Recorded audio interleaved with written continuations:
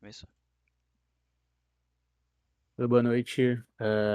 Nós somos o grupo 8. Sou o Luiz Guilherme, estou aqui com o Leonardo. A gente vai apresentar o nosso trabalho de algoritmo em grafos. E o nosso grupo 8 ficou com a parte de aplicar o algoritmo em problemas reais em rotas urbanas. O nosso objetivo nesse trabalho é analisar a eficiência do algoritmo de Dijkstra em rotas urbanas. E assim como o de Dijkstra, a gente também vai utilizar o algoritmo de heurística também. E vamos comparar os dois para ver qual deles é mais eficiente nesse contexto das rotas urbanas no Rio de Janeiro. Dando uma contextualizada, por que que é necessário que nós estudemos isso? Você pode ver durante seu dia a dia aplicativos de locomoção, de localização como Uber, iFood, Google Maps. Eles precisam de cálculos mais rápidos de rotas e eles precisam que isso seja no na caminho menor possível e no tempo mais otimizado possível.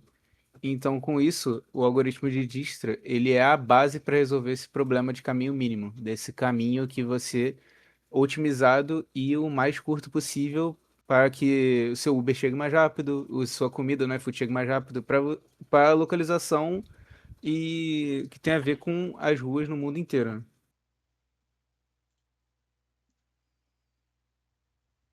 Qual é o problema que a gente encontra utilizando o algoritmo de Dijkstra? As redes urbanas são grafos esparsos. São muitas esquinas, são poucas conexões diretas. É um grafo muito grande e muito espaçado. E a abordagem que o Dijkstra usa é a matriz de adjacência. O que isso significa? Ela verifica todos os vértices a cada passo. Cada passo que o algoritmo dá, cada vértice que ele anda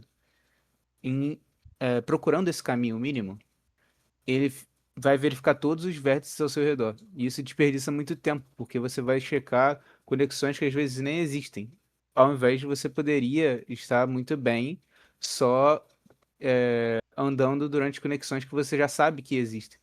Isso, obviamente, é inviável para malhas grandes e para grafos esparsos. Aqui a gente pode ver claramente a diferença da matriz de adjacência de um algoritmo de Dijkstra, que é o da esquerda, que a matriz de adjacência guarda diretamente todos os vértices possíveis e que tenham conexões ou não. Então a gente consegue ver aqui muitos zeros, muitos infinitos, porque são conexões que podem não existir ou que não é necessário que nós saibamos que existam. Por outro lado, numa heurística melhor, no, na direita a gente consegue ver que são vetores, né? Então o A, ele só guarda o caminho necessário, que ele sabe que ele vai utilizar.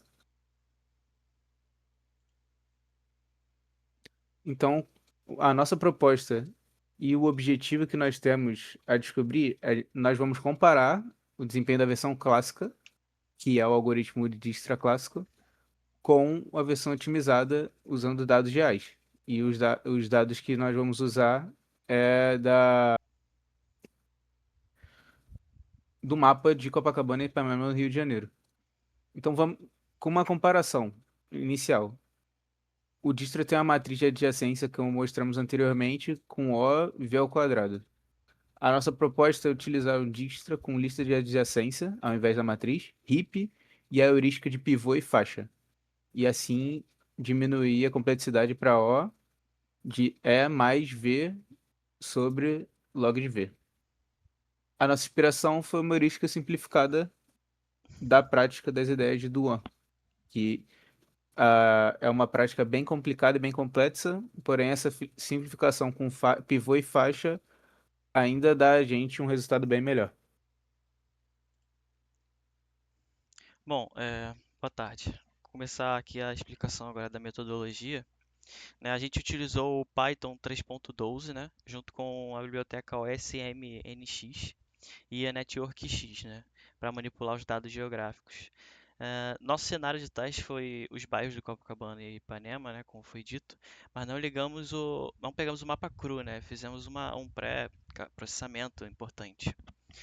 Filtramos apenas as ruas dirigíveis, né, para carros e extraímos o que chamamos de maior componente conectado. Isso garante que não existam as ilhas isoladas no gráfico, né, evitando erros de roteamento. O resultado final foi um grafo enxuto com cerca de uns 513 vértices, né, que são as esquinas, e 743 arestas das ruas, né, pronto para os testes. A heurística de pivô e faixa, né? Aqui está o diferencial da nossa abordagem. É otimizada, né? Uma abordagem otimizada. É, Implementamos uma heurística de pivô e faixa que funciona assim. Em vez de olhar para o gráfico inteiro de uma vez, processamos os vértices em lotes delimitados por uma faixa de custo. Definimos essa faixa como 500 metros nos testes. Dentro dessa faixa, calculamos um índice mediano, que é chamado de pivô. O algoritmo prioriza e relaxa as arestas ligadas a esse pivô antes de olhar para os vizinhos periféricos, né? Bom, a vantagem é isso organiza a memória e prioriza nós que tem maior chance de fazer parte do caminho ótimo, mantendo a complexidade do algoritmo sob controle. Bom, a visualização do experimento. Para provar que o algoritmo funciona na prática, não apenas na teoria, geramos essa visualização, né? Não podemos ver, como podemos ver, o azul, a rota calculada entre o vértice que é o ID28 ao ID30, né? É um projeto, é um trajeto de aproximadamente 3,8 quilômetros, né? Atravessando os dois bairros. E isso confirma que a nossa implementação respeita a geometria real e as mãos das ruas. Os resultados, né? Aqui tá os resultados, né, os principais e os números que falam por si mesmo, né, tá aí. Comparando a implementação clássica, que é com matriz, e a otimizada do artigo, que foi uma simplificação. A versão clássica levou 131 milissegundos e a versão otimizada acabou levando apenas 0,78 milissegundos, né? Isso representa um speed up, uma aceleração de 168 vezes. E o mais importante é a coluna distância, né? Mostra que levou, tipo, de um ponto ao outro foi 3.830 metros, né, para ambos. Ou seja, a otimização foi 168 vezes mais rápida, sem perder nenhum centímetro de precisão, né? O resultado foi de fato exato. Bom, a análise dos dados. Agora vamos entender o porquê dessa diferença, né? Bom, o primeiro, a matriz é lenta. A matriz, né? A matriz de adjacência é lenta, porque precisa varrer a linha inteira de vértices para achar um vizinho, gastando o tempo com zeros. Já a otimizada usa RIP binário, indo direto ao ponto, né? Mas temos uma curiosidade aqui, né? Nota que a versão otimizada visitou mais nós, né? 509, do que a clássica, que foram 398. Por que ela foi mais rápida, né? Se visitou mais lugares? Isso acontece porque a nossa estratégia de faixa relaxa nós promissores adiantados, expandindo um pouco a busca, mas como o acesso à memória na lista de adjacência é mais barato do que varrer a matriz, o ganho de arquitetura compensa e supera o número extra de visitas. Bom, nossa conclusão é que, portanto, né, que a abordagem matricial comum em livros didáticos é inviável para aplicação real, como Uber, iFood, né, como foi dito. Para ter rotas em tempo real, né, abaixo de 1 milissegundo, a combinação de lista de adjacência, RIP e heurística é obrigatório.